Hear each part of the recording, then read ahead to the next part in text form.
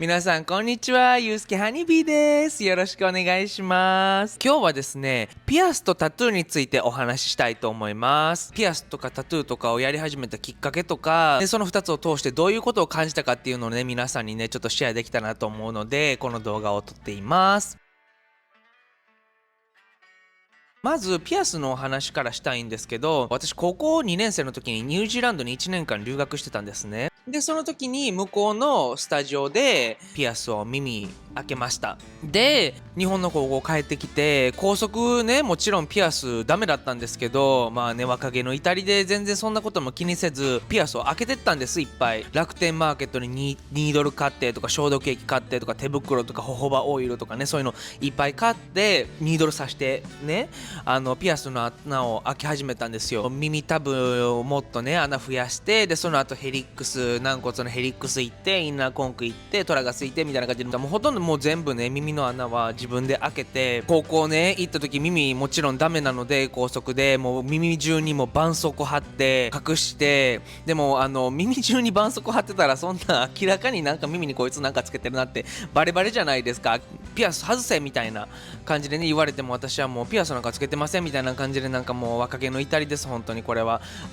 っていうことをやってたんですよね。で最終的に合計両耳に20個ぐらいねピアスの穴開いてたんですよね。でそれで穴だけじゃ足りない、物足りないってなって、拡張もねし始めて、でも拡張も全部自分でやったんですよ。最終的に多分私500円玉ぐらい、ほんとこれぐらい、1インチ以上の大きさまで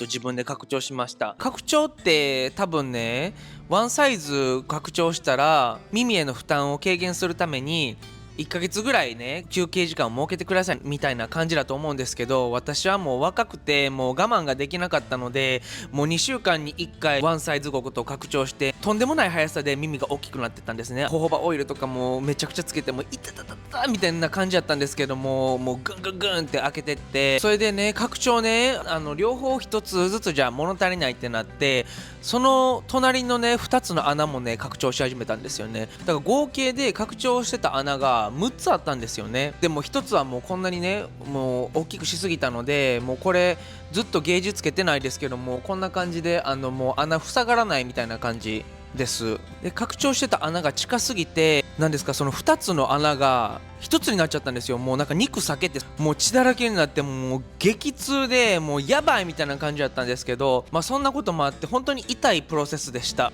経験で結構ね、私人生のそのなんですか、痛みへのその我慢力というか、それ結構培ったなと思うんですけど、でそれで耳の穴だけじゃ物足りない、拡張だけじゃ物足りないってなって、今度は顔にねやり始めたんですよ。ブリッジとか後ろの赤のセプタムとかノストリルとかメデューサとかラブレットとか、本当に真ん中ね顔の中心にバーっていっぱいあって、もうまっすぐの線描きたい人ですかみたいな感じだったんですけど、さすがに顔のピアスは自分自身ではちょっと開けるのはハードル高すぎたので、ニューヨークに住んでた時のそのなんか安いピアススタジオとかで開けてもらってた感じです。拡張した穴にそのでっかいピアス、フープ型のピアスをつけるっていう、そのホールトゥホールっていうなんかやり方だと思うんですけど、いっぱいやってて、もうだからね、もう耳ジャラジャラでクソ重くて、もうなんか耳の筋トレしてるんですかあなたみたいなぐらいの見た目になってた時期もあります。周りの人から結構他の部分にもピアスしてんのみたいな感じで聞かれたことあるんですけど、耳と顔以外は全くピアス何も開けたことなくて、本当にそれにおいては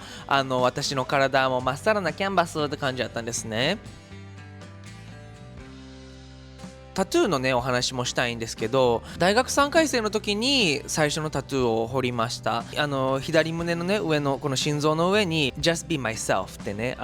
やつを彫ったんです。なんで Just be myself っていうタトゥーを彫ったかっていうと、自分に自信がなくて、でそれで自分らしく生きたいっていう気持ちがねすごい強かったんですよね。なので心臓の上に、ハートの上に自分らしく生きろっていうメッセージをもうストレートに乗っけようって思って、でそれで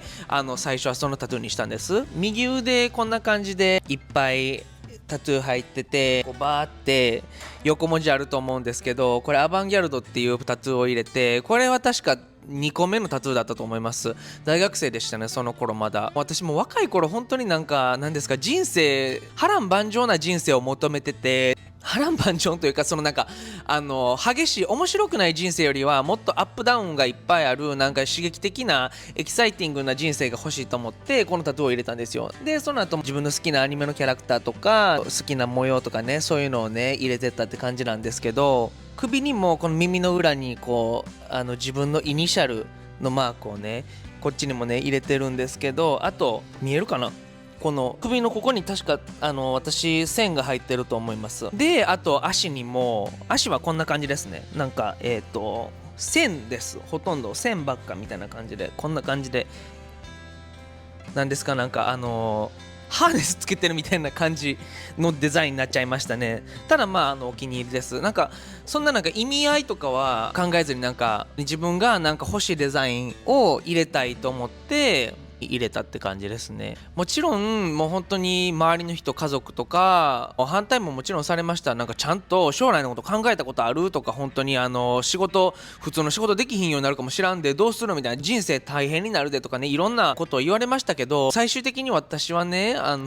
何ですか、自分が例えば何かやりたいと思ったらもう絶対それをやらないと満足できないタイプの人間なんですね。なので本当にもうそういう意見とか無視して、もう自分の人生やから自分でどうにかすると思ってタトゥースタジオで彫ってもらいました。でタトゥー持ってる人やったら分かると思うんですけど、最初のタトゥーを彫る時のハードルと2個目のタトゥーを彫る時のハードルってね、全然なんですか、そのハードルの大きさ違うというか、最初のタトゥーを彫る時ってやっぱ初めてのタトゥーやから、自分の中で一生好きで入れるかなこのタトゥーとか、なんかこのデザイン飽きたらどうしようとか、なんかいろんなねことね考えて不安な気持ちになると思うんですよ。でも1個目タトゥー入れたらもうそっからもう1個入ってるから、もう体にもうなんかもう何個入ってても一緒やろみたいな感じで、もうなんかパパパパパってもう入れれちゃうんですよね。私は個人的にそうでした。で私の周りの友達も多分ねそんな子いっぱいいる気がします。みんな多分そうやと思いますね。よくね言われるのが、一生自分が自信を持って好きでいられるデザインじゃないと後悔するでとかね。でも人間って変わるじゃないですか。生きてれば性格も変わるし、好きなものも変わるじゃないですか。もちろん自分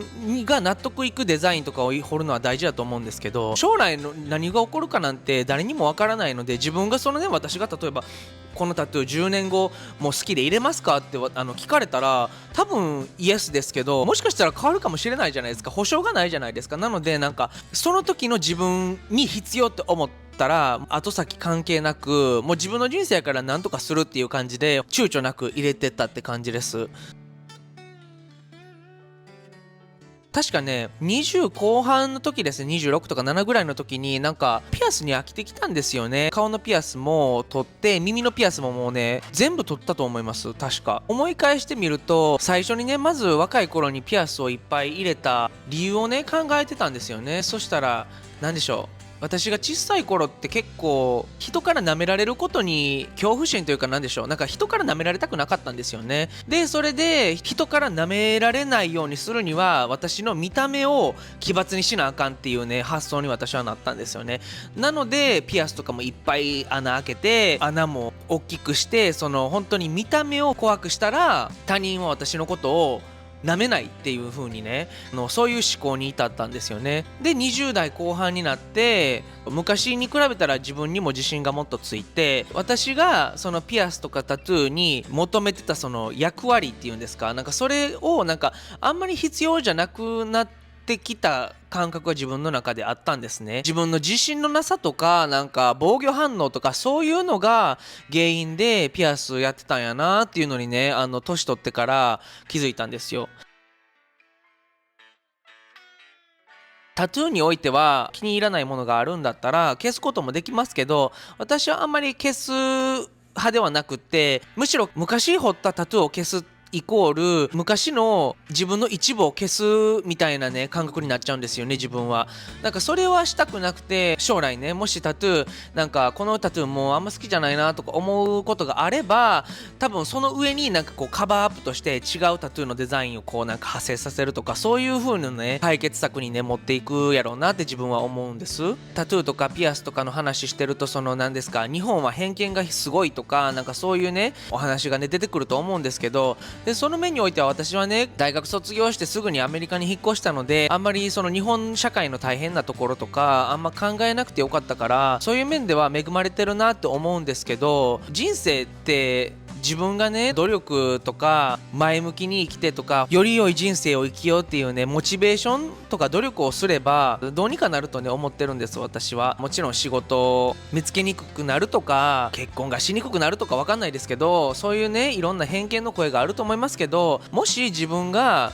この動画見てるあなたがね、タトゥーを彫りたいとかピアスつけたいとか思ってるのであれば、全然やっていいと思います。ただしやっぱりその自分の決断に責任はね、取らないといけないと思うので、親からとか周りの人から反対されたってなっても、いやでもこれは自分の人生やから自分でどうにかするみたいな、その責任感とかはもちろん大切だと思います。それがなかったらね、私人間どこ行ってもダメだと思うタイプの人間なんですけど、だってね、よく考えてください。世界のすごい人とか芸能人とか見たら、タトゥーしてる人だっていっぱいいるじゃないですか。日本人でも日本人じゃなくても、タトゥー彫ってても彫ってなくてもすごい人はすごいんですよ。なのでタトゥーを言い訳にせず、自分のね、タトゥーに誇りを持って生きるのがタトゥーをしてる人の生き方なのかなって私は思います。あなたの人生なので好きに生きてください。タトゥー入れたからって周りに迷惑かかることもないですし、ピアス入れたからって周りに迷惑かかることもないです。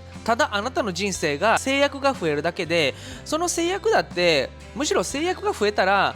その分なんや、自分のできることとか自分の好きなことの範囲というか、そのなんか自分のやりたいことが見えやすくなるじゃないですか。これできないあれできないですよあなたって言われたら、じゃあできる中で自分のやりたいことを探そうみたいな感じでなると思うんですよ。私はそうでした。なので人生なんとかなります。今日お話ししたこととか体験談は本当に私の一個人の、体験談とか意見にしか過ぎないので、私の言ったことをと同意してくれるんだったり、いやそれは違うやろってね、反対意見を持ってもらうのも全然どちらでも構わないです。私の言ったことをね、どう捉えるかはあなた自身なので、好きな通りに生きてくださいって感じです。私もね、本当に自分の好きなように人生生きてるなって思います。本当に今思うと、タトゥーとかピアスとかいっぱい入ってることによって、なんか若い頃ゲイコミュニティにさえもなんでしょう、なんか受け入れられなかったなとか、こんないっぱいタトゥーとかピアスとか入ってる人ってなんか精神的に問題があるんじゃないかみたいな感じで、多分ね、遠ざけられてたこととかもね、多分ね、あると思うんですよ。でもそういうのも全部もうなんかfuck it みたいな感じで、もう自分の人生なので本当に自分の好きなように生きさせてくださいみたいな感じで生きてたら、こんな感じの32歳のおっさんが出来上がりましたっていう感じでお話を終了させていただきたいと思います。それではまた次回の動画でお会いしましょう。ではバイバーイ。